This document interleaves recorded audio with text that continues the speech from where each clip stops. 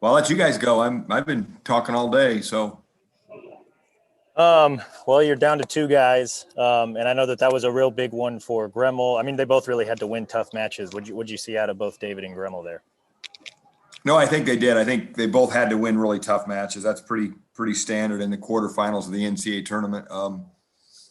But in David's case, he really kept his composure when he gave up that late second reversal to put it in overtime and went out and secured that takedown. And same thing with Gremmel. We won two matches in overtime, and I think the difference at heavyweight was we got him tired in that last scramble in regulation. He got really tired, and we picked bottom and got out right away. And I just had a really good feeling that we could ride him out.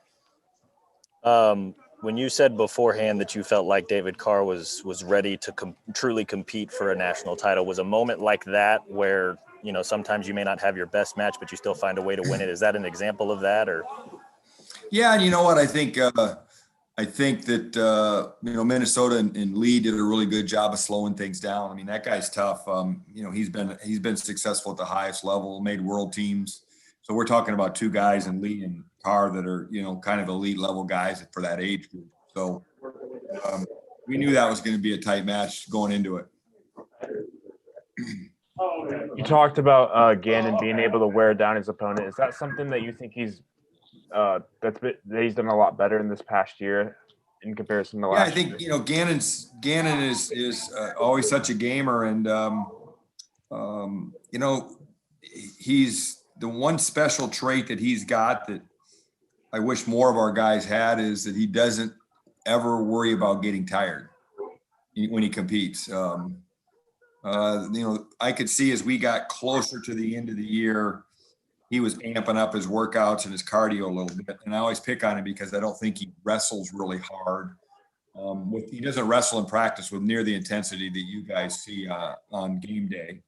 But he always works hard and he always conditions hard. And, maybe he's experimenting a little bit more in practice and in different positions, but he doesn't bring that same fire.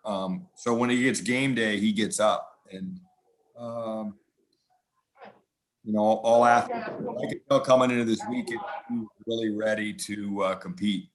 He's really dialed in and really sure of his just his steps and his procedures and his rest and his food and all the little things that I think it takes to do what he just did. All make just a little difference. If you put all of them together, they add up to a big thing. And I think he did that really well. Do you think that's been like the difference for him in all these close matches he's had, like third period conditioning and whatnot, just like the stuff he does in practice? I think his conditioning has really made a difference. He gets on guys early, puts a lot of pressure on them. A lot of times at heavyweight, you don't see a lot of guys shooting, but there's a lot going on there with hand fighting and pressure, and he uses his weight well, and he snaps well. And so, that wears on a guy. You get to that eighth, in this case, 9 minutes of a match. One guy tips over and one guy doesn't tip over.